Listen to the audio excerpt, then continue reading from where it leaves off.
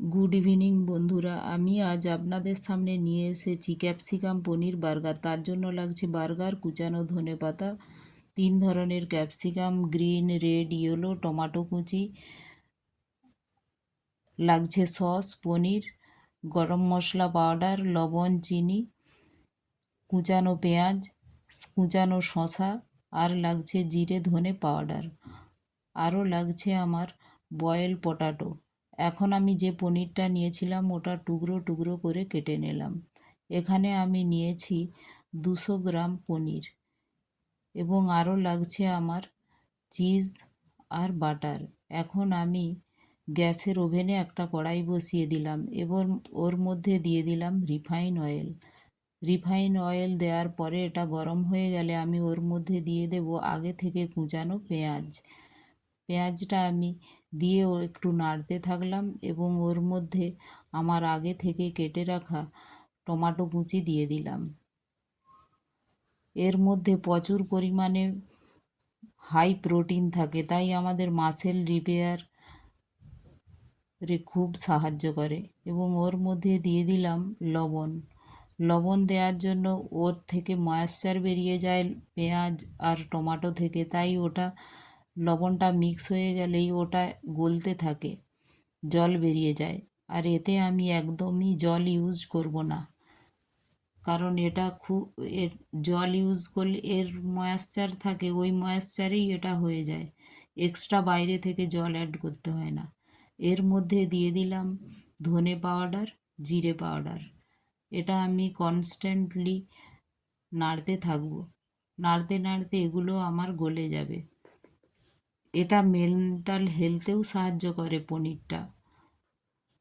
এটা বোন or health, mental health সব কিছুতে খুব ভালো কাজ করে পনির। তাই বড়দের বাচ্চাদের সবার পনিরটা খাওয়া উচিত।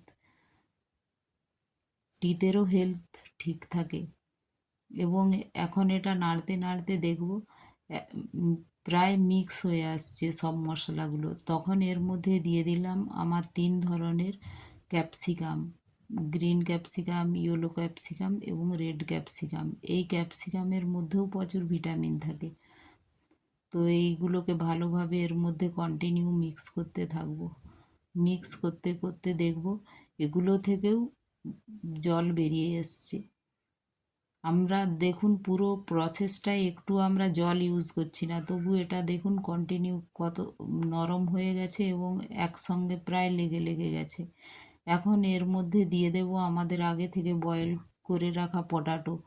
সেই পটাটোটা আমি ম্যাশ করে নিয়েছি, হাতের সাহায্যে ম্যাশ করে ওর মধ্যে দিয়ে দেব এবং ওর মধ্যে দিয়ে আমরা কন্টিনিউ নাড়তে থাকব। এবং এটা যখন ভালোভাবে ওর সাথে মিক্স হয়ে যাবে এবং দেখব খুব ওটার সাথে ভালোভাবে মিশে গিয়েছে, তখন ওর মধ্যে আমি দিয়ে দেব আমার আগে থেকে কুচানো পনিরের টুকরোগুলো। পনিরটা ওর মধ্যে দেখুন পনিরগুলো দিয়ে দিলাম এবং পনিরগুলো দেওয়ার পর এটা আবার নাড়তে থাকবো। ওর সাথে ভালোভাবে মশলার সাথে পনিরগুলো ভালোভাবে মিক্স হয়ে যাবে। এখন দেখুন বোঝাই যাচ্ছে না ক্যাপসিকামগুলো ওর মধ্যে অত 3 ধরনের যে ক্যাপসিকাম দিয়েছি ওর মধ্যে যে আছে, এটা বুঝাই যাচ্ছে না। ক্যাপসিকাম, মশলা, পনির সব একসাথে দেখুন মিক্স হয়ে গিয়েছে। এইভাবেই আপনারা বানিয়ে নেবেন। এবং এটা কড়ার মধ্যে দেখুন এখন কড়ার মধ্যে একসঙ্গে প্রায় এক জায়গায় থকথকে হয়ে যাচ্ছে, খুব আর লাগছে না কড়াই। ওই অবস্থায় আমাকে যখন দেখব হয়ে হয়ে আসছে, তখন ওর মধ্যে দিয়ে দিলাম টমেটো সস। টমেটো সস দিয়ে আবার ভালো করে আমরা মিক্স করে নিলাম। পুরো প্রসেসটা প্রায় হতে আমার 15 মিনিট লেগেছে। 15 মিনিটের মধ্যে আমার এই বার্গার যে ক্যাপসিকাম পনিরের পুরটা এটা আমার তৈরি হয়ে গেছে। এটা হওয়ার পর এটা যখন একসঙ্গে ভালোভাবে মিশে গেল এবং কড়াই থেকে দেখব উঠে উঠে আসছে, তখন ওর মধ্যে দিয়ে দেব গরম মশলা পাউডার আর স্বাদ মতো লবণ। এটা দিয়ে আমি মিক্স করে নাড়তে থাকবো এবং একটু 2 মিনিট ওয়েট করব। ঠান্ডা হয়ে গেলে ওটা ওই পুরটা আমি একটা বাউলের মধ্যে নিয়ে নেব। এভাবে করে আমি নামানোর আগে আমি ওর মধ্যে দিয়ে দিলাম কুচানো ধনেপাতা দিয়ে এটা নাড়তে থাকবো। আমি গ্যাসটা অফ করে দিয়েছি, হয়ে গেছে আমার। এবার এখন আমি চলে এসেছি ব্রেডের উপর আমি বাটারটা লাগিয়ে নিলাম এবং ওর মধ্যে সস দিয়ে দিলাম। আপনারা আগে থেকে বাটারটা ফ্রিজ থেকে বের করে রাখবেন, কারণ বাটারটা আমার মেল্ট হয় না, তাই এতে স্প্রেড ভালোভাবে হচ্ছে না। আপনারা আগে থেকে বের করে রাখবেন। এবার ভালোভাবে আমি ওই পুরটা দিয়ে ওর ওপরে আমি কুচানো শসা এবং কুচানো পেঁয়াজ ওর মধ্যে দিয়ে দিলাম। এবার ওর উপরে আমি দিয়ে দেব চিজটা ভালো করে ওর মধ্যে দেওয়ার পরে ওর উপর থেকে আবার আমি পুর দিয়ে দিলাম এবং কুচানো পেঁয়াজ কুচি শসা কুচি একটু দিয়ে দিলাম এবং ওর আরেকটা অপর ব্রেডে আমি একটু সস লাগিয়ে ওর মধ্যে দিয়ে দেব, কারণ ওতেও সস দেওয়া আছে, আমি এই জন্য হালকা সস দিলাম। একটা আমার স্যান্ডউইচ বানানো ব্রেড কমপ্লিট বার্গার। আর একটা ব্রেডের উপর আমি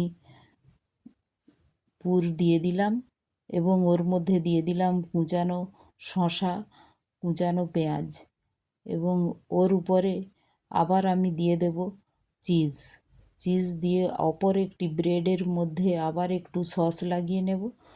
এর উপরে দিয়ে দেব আমার ওই পুর দেওয়ার পর আমি অপর একটি ব্রেড নিয়ে নেব।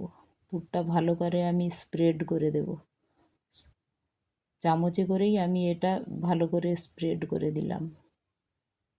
তারপর এর মধ্যে স্প্রেড করে দিলাম, দেওয়ার পর এর মধ্যে দিয়ে দিলাম উপর থেকে তবু আরও একটু পেঁয়াজ কুচি শসা কুচি দিয়ে দিলাম।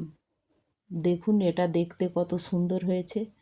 অপর একটি ব্রেড আমি নিয়ে নিলাম এবং অপর একটি ব্রেড নিয়ে ওর মধ্যে আবার দিয়ে দিলাম আমি সস। খুব কম পরিমাণেই আমি সস দেব, কারণ ওটায় একটু সস দিয়েছি। এবার তাওয়াতে আমি একটু বাটার লাগিয়ে বানানো বার্গার দিয়ে দিলাম।